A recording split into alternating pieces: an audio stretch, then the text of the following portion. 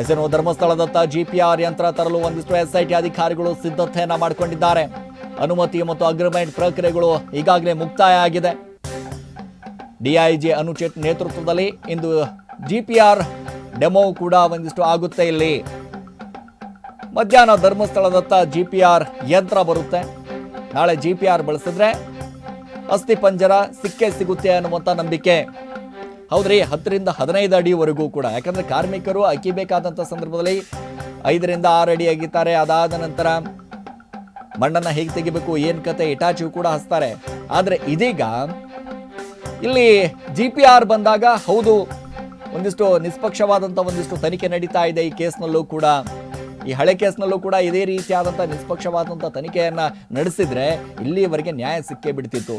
ಆದರೆ ನಿಷ್ಪಕ್ಷವಾದಂಥ ಒಂದಿಷ್ಟು ತನಿಖೆ ನಡೀಲಿಲ್ಲ ಅಂತ ಅವರು ಒಂದಿಷ್ಟು ಆರೋಪವನ್ನು ಮಾಡ್ತಾ ಇರುವಂಥದ್ದು. ಆ ಕುಟುಂಬ ಎಲ್ಲೂ ಕೂಡ ಆರೋಪ ಮಾಡ್ತಾ ಇದೆ. ಇಂದ್ರಾವತಿಯವರು ಕೂಡ ಒಂದಿಷ್ಟು ಆರೋಪವನ್ನು ಮಾಡ್ತಾ ಇರುವಂಥದ್ದು. ನಿಷ್ಪಕ್ಷವಾದಂಥ ತನಿಖೆಯನ್ನು ಆಗಬೇಕಾಗಿತ್ತು. ಪದ್ಮಲತಾ ಕೇಸ್ನಲ್ಲೂ ಕೂಡ ಸಾಕಷ್ಟು ಕೇಸು ಎಡವಟ್ಟಾಯಿತು, ಹಳ್ಳ ಹಿಡಿತು, ಸರಿಯಾದಂಥ ತನಿಖೆಯನ್ನು ಮಾಡಲಿಲ್ಲ ಅನ್ನುವಂಥದ್ದು. ಯಾಕಂದರೆ 57 ದಿನಗಳ ಆದ ನಂತರ ಒಂದು ಅಸ್ಥಿ ಪಂಜರ ಇದೆಯಲ್ಲ, ಕೊಳತ ಸ್ಥಿತಿಯಲ್ಲಿ ಅಸ್ಥಿ ಪಂಜರ ಸಿಗುತ್ತೆ. ನೋಡಿ, 1986 ಡಿಸೆಂಬರ್ 22ರಂದು ಪದ್ಮಲತಾ ಸೇಮ್ ಟು ಸೇಮ್ ಕಾಲೇಜಿಂದ ಬರಬೇಕಾದಂಥ ಸಂದರ್ಭದಲ್ಲಿ ಕಾಣೆ ಆಗ್ತಾರೆ. ಅದಾದ ನಂತರ ಹುಡುಕ್ತಾರೆ. ಅಲ್ಲಿ ಪ್ರಮುಖವಾಗಿ ಅವರ ತಂದೆ ದೇವಾನಂದ್ ಅವರು ಆ ಭಾಗದಲ್ಲಿ ಒಂದು ಹೋರಾಟವನ್ನು ಕಟ್ಟಿಕೊಂಡು, ಒಂದು ಸಂಘಟನೆಯನ್ನು ಕಟ್ಟಿಕೊಂಡು ತನ್ನದೇ ಆದಂಥ ಒಂದು ಹೆಸರನ್ನು ನಿರ್ಮಾಣ ಮಾಡಿರ್ತಾರೆ. ಅಲ್ಲಿರುವಂಥ ಸ್ಥಳೀಯ ಪಕ್ಷಗಳಲ್ಲಿ ಒಂದಿಷ್ಟು ವೈಮನಸ್ಸು ಇರುತ್ತೆ. ಯಾಕಂದರೆ ಒಂದೇ ಪಕ್ಷದಲ್ಲಿ ಇದ್ದಂಥ ಸಂದರ್ಭದಲ್ಲಿ ಬೇರೆ ಬೇರೆ ಪಕ್ಷದವರು ಕೂಡ ಒಂದಿಷ್ಟು ಆರೋಪ ಪ್ರತ್ಯಾರೋಪಗಳು, ಒಂದಿಷ್ಟು ಟಾರ್ಗೆಟ್ ಮಾಡೋದು ಸಹಜವಾಗಿ. ಸೊ ಆ ಸಂದರ್ಭದಲ್ಲೇ ಯಾವಾಗ ಆ ಪಕ್ಷಗಳಿಗೆ ಒಂದಿಷ್ಟು ವೈಮನಸ್ಸು ಆರಂಭ ಆಗುತ್ತಲ್ಲ, ಅದೇ ಸಂದರ್ಭದಲ್ಲಿ ಪದ್ಮಲತಾ ಒಂದಿಷ್ಟು ಕಾಣೆ ಆಗಿಬಿಡ್ತಾರಂತೆ. ನೋಡಿ, ಪದ್ಮಲತಾ ಅವರು ಕಾಣೆ ಆಗ್ತಿದ್ದ ಹಾಗೆ ಏನಾಯಿತು, ಏನು ಕತೆ, ತನಿಖೆ ಒಂದಿಷ್ಟು ಮಾಡಬೇಕು, ಕಂಪ್ಲೇಂಟ್ ಆಗುತ್ತೆ.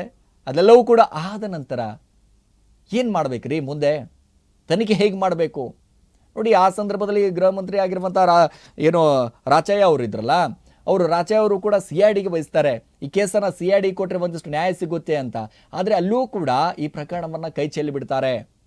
ಈ ಪ್ರಕರಣವನ್ನು ಸಂಪೂರ್ಣವಾಗಿ ಕೈ ಚೆಲ್ಲಿ ಬಿಡ್ತಾರೆ. ಆವಾಗ ಏನಾಯ್ತು, ಇದು ಏನು ಕತೆ, ಏನು ನಡಿಬಹುದು ಹಾಗಾದರೆ? ಸೊ ಇಂದ್ರಾವತಿಯವರು ಕೂಡ ಭಾಳ ನೊಂದಿದ್ದಾರೆ. ಹೌದು, ನನ್ನ ತಂಗಿಗೆ ಒಂದಿಷ್ಟು ನ್ಯಾಯ ಸಿಗಬೇಕು. ನ್ಯಾಯ ಸಿಕ್ಕಾಗ SIT ಅಧಿಕಾರಿಗಳಿಂದ ನ್ಯಾಯ ಸಿಗುವಂಥ ಕೆಲಸ ಆಗುತ್ತೆ. SIT ಅಧಿಕಾರಿಗಳು ನಿಷ್ಪಕ್ಷವಾದಂಥ ತನಿಖೆಯನ್ನು ಮಾಡ್ತಾ ಇದ್ದಾರೆ. ಸೊ ಹಾಗಾಗಿ ತನಿಖೆಯನ್ನು ಮಾಡಿದ್ರೆ ಈ ಕೇಸ್ಗೆ ಒಂದು ಇತ್ಯರ್ಥ ಆಗಬಹುದು, ಪದ್ಮಲತಾ ಅವರಿಗೆ ಒಂದಿಷ್ಟು ನ್ಯಾಯ ಸಿಗಬಹುದು ಅನ್ನುವಂಥ ಲೆಕ್ಕಾಚಾರದಲ್ಲಿದ್ದಾರೆ. ಆದರೆ ಏನಾಗ್ತಾ ಇದೆ, ಆಗ್ತಾ ಇಲ್ಲ. SIT ಅಧಿಕಾರಿಗಳು ಇನ್ನೂ ಮುಖ್ಯಸ್ಥರು ಬಂದಿಲ್ಲ ರೀ, ಮುಖ್ಯಸ್ಥರು ಬಂದ ನಂತರ ಬರ್ರಿ ಅಂತ ಒಂದಿಷ್ಟು ಕಳಿಸ್ಬಿಟ್ಟಿದ್ದಾರೆ. ದೂರು ಕೂಡ ಕೊಡೋದಕ್ಕೆ ಬಂದಿದ್ರು.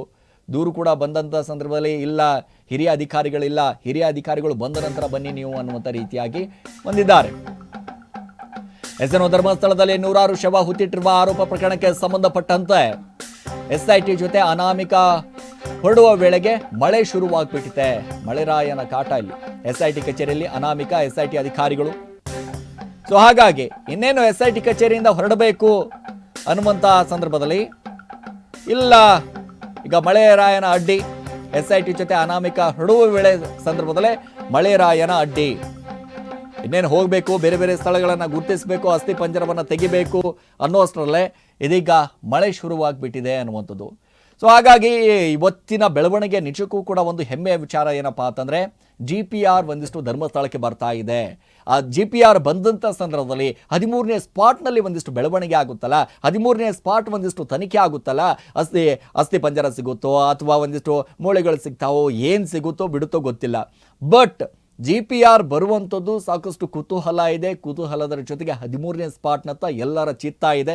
ಏನೆಲ್ಲ ಬೆಳವಣಿಗೆ ಆಗಬಹುದು, ಏನೆಲ್ಲ ಚರ್ಚೆ ಆಗಬಹುದು. ಯಾಕಂದರೆ ಮಧ್ಯಾಹ್ನ ಇವತ್ತು ಸಂಪೂರ್ಣವಾಗಿ GPR ಮಿಷನ್ ಧರ್ಮಸ್ಥಳಕ್ಕೆ ಬಂದ ನಂತರ ಯಾವೆಲ್ಲ ಚರ್ಚೆ ಆಗಬಹುದು, ಯಾವ ರೀತಿಯಾಗಿ ತಜ್ಞರು ಒಂದಿಷ್ಟು ಸಲಹೆಯನ್ನು ಕೊಡಬಹುದು, ಇದೆಲ್ಲವೂ ಕೂಡ ಆದ ನಂತರ ನಾಳೆ GPR ಒಂದಿಷ್ಟು ಅಪ್ಲೈ ಆಗುತ್ತೆ. ನೇರವಾಗಿ ನಾಳೆ ಒಂದಿಷ್ಟು GPR ಅಪ್ಲೈ ಆದಂಥ ಸಂದರ್ಭದಲ್ಲಿ ಮೊದಲನೇ ಸ್ಪಾಟ್ ಇರೋದೇ 13ನೇ ಸ್ಪಾಟ್. ಸೊ ಹಾಗಾಗಿ ಯಾವೆಲ್ಲ ತನಿಖೆ ಆಗುತ್ತೆ, ಏನು ಕತೆ ಅನ್ನೋದನ್ನು ಕಾದು ನೋಡಬೇಕಾಗಿದೆ.